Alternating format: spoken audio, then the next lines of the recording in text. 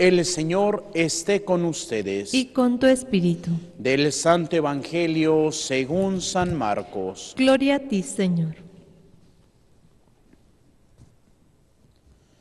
Después de que arrestaron a Juan el Bautista, Jesús se fue a Galilea para predicar el Evangelio de Dios y decía: se ha cumplido el tiempo y el reino de Dios ya está cerca. Arrepiéntanse y crean en el Evangelio. Caminaba Jesús por la orilla del lago de Galilea cuando vio a Simón y a su hermano Andrés echando las redes en el lago, pues eran pescadores. Jesús les dijo: síganme y haré de ustedes pescadores de hombres. Inmediatamente dejaron las redes y los siguieron. Un poco más adelante vio a Santiago y a Juan, hijos de Zebedeo, que estaban en la barca remendando sus redes. Los llamó y ellos, dejando en la barca a su padre con los trabajadores, se fueron con Jesús. Palabra del Señor. Gloria a ti, Señor Jesús. Por la lectura del Santo Evangelio sean perdonados nuestros pecados. Amén. Nos sentamos brevemente. Queridos hermanos y hermanas, ya estamos en el tiempo ordinario. Ya el día de ayer, pues se terminó el tiempo de Navidad con el bautismo de nuestro Señor Jesucristo. E inmediatamente después del bautismo, pues lo vamos a ver más adelante, ya por allá, el primer domingo del tiempo de la Cuaresma, que es las tentaciones de Jesús en el desierto, porque inmediatamente que Jesús ha recibido el bautismo como signo de nuestra redención y signo de su inicio de su misión, entonces va al desierto a prepararse y está en oración 40 días y 40 noches, donde es tentado por Satanás. Después de vencer a Satanás, baja y empieza a predicar el reino de Dios. Y es el pasaje que hoy estamos escuchando. Es esta invitación de Jesús: arrepiéntanse y crean en el Evangelio. Y ya esta frase también la escucharemos el próximo 6 de marzo, cuando vayamos a tomar la ceniza. Y es una de las dos frases que se dice. La primera: recuerda que polvo eres y al polvo volverás. La segunda: arrepiéntete y cree en el Evangelio. ¿Y para qué tenemos que arrepentirnos y creer en el Evangelio? Para hacer nuestra la misión de Cristo. Cristo ya ha inaugurado la nueva misión. Cristo ya ha iniciado con el anuncio. Y después de nuestro bautismo, nosotros también somos invitados a participar de esta misión de la Iglesia. De hecho, es como dice el Catecismo de la Iglesia Católica: cuando recibimos el bautismo, somos incorporados al reino de los cielos. Segundo, somos incorporados también a el cuerpo de Cristo, convirtiéndonos en hijos de Dios. La tercera es: nos incorporamos a la Iglesia. Y la cuarta es: nos unimos a la misión de la Iglesia. La misión por ahí podemos encontrar también en el Código de... se me lenguó la traba. En el Código de Derecho Canónico. Misión suprema de la Iglesia o ley suprema de la Iglesia: la salvación de las almas. Y entonces sí, es aquí donde nosotros iniciamos nuestra vida. Pues una vida de dar testimonio de Jesús. Porque es precisamente desde nuestro bautismo, como a Santiago y Juan, como a Pedro y Andrés, Jesús nos llama para ser pescadores de hombres.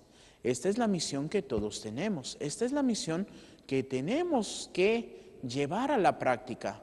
¿Cómo? Con nuestra vida ordinaria, nuestro día a día. En días pasados, todavía al final de la Navidad, estábamos escuchando como primera lectura la carta de San Juan. Y precisamente esta última semana después de la Epifanía, bueno, desde un día antes de la Epifanía, ya San Juan nos hablaba del anticristo y de la comunidad cristiana. Y decía que el anticristo no lo tenemos que esperar, aunque también, como San Pablo dice, que al final de los tiempos vendrá aquel hombre o aquel personaje que tratará de acabar con la iglesia, que le llama con el nombre de anticristo. San Juan en ahí se me fue ahorita, el libro del Apocalipsis, perdón, nos habla de la bestia y de su profeta. El profeta de la bestia es el anticristo. Pero San Juan se refiere a la vida práctica. ¿Quién es el anticristo? Aquel que no vive su compromiso cristiano. Él es el anticristo. Y podríamos preguntarnos, ¿cuántos anticristos sabemos en la iglesia? Y no esperar a ese hombre malvado que va a llegar, porque ya estamos. ¿Por qué? Porque no cumplimos la misión a la cual hemos sido llamados. No salimos a buscar a los demás. Y no tenemos que hacerlo con palabras, sino tenemos que hacerlo con nuestro ejemplo. ¿Qué tanto estamos verdaderamente ayudando al otro o qué tanto lo estamos perjudicando?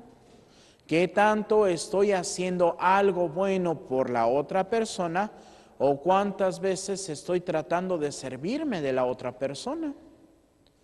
Es como, por ejemplo, si lo viéramos en la vida del hogar, ¿cuántas veces los papás dicen, ay, haz esto, si no, no te dejo salir? Y entonces no es para buscar el bien del joven, sino es un chantaje, porque tienes que realizar todas estas cosas no por amor, sino porque quieres conseguir otra cosa. O cuando los hijos solamente están ahí de que, pues ya hasta que mi mamá se enojó y ya me gritó o ya me aventó algo, pues ya me pongo disque a limpiar o ya me pongo a hacer lo que me pidió. No, se tiene que llegar a un equilibrio. Tenemos que llegar a hacer las cosas por amor. ¿Y eso cómo lo vamos a conseguir? Cuando escuchemos bien la palabra de Dios y la pongamos en práctica. Cuando escuchemos la palabra, la tengamos en el corazón, porque entonces sí, podremos vivir esa conversión. Y esto es pequeño en el ámbito familiar, ahora lo podemos llevar a la iglesia. ¿Cuántos de nosotros vemos el sufrimiento de nuestros hermanos? Y muchas veces no hacemos nada.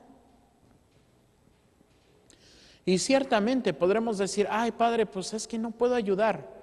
Bueno, pero el Papa Benedicto XVI, después de ese gran problema y confusión de Ratisbona, ¿qué es lo que dice el Papa? Cuando ya no podemos hacer nada, podemos orar. ¿Cuántos de nosotros oramos por que se resuelvan las situaciones de nuestros hermanos que sufren? Ay, padre, pero es que orando, ¿qué voy a conseguir? Lo acaba de decir el miércoles pasado el Papa. A veces puede parecer que la oración no da solución a nuestros problemas, pero tenemos que seguir orando con fe para que dejemos actuar a Dios. Entonces, es porque a veces queremos comercializar con Jesús. Ay, Señor, mira, te prometo que me voy a hacer esto si tú me das esto. No, no es un intercambio, no es un comercio. Y a veces ya ni podemos cumplir las mandas. Estamos de que, ay, Señor, mira que me voy desde Tijuana hasta la Basílica de Guadalupe si me consigues esto.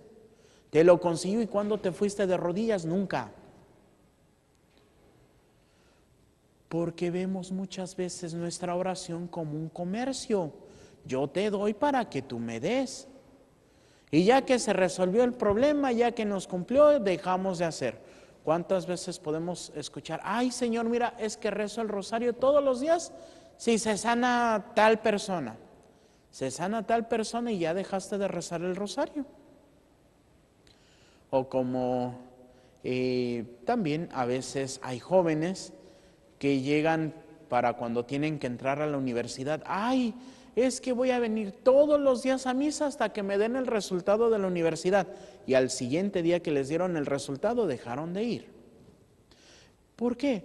Porque vemos ese negocio, no hay una verdadera conversión. No vemos como algo necesario.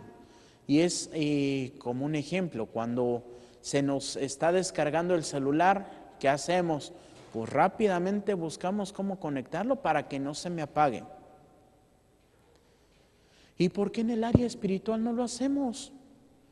El ir a misa los domingos, el hacer oración todos los días, es como vamos a ir cargando nuestra vida espiritual.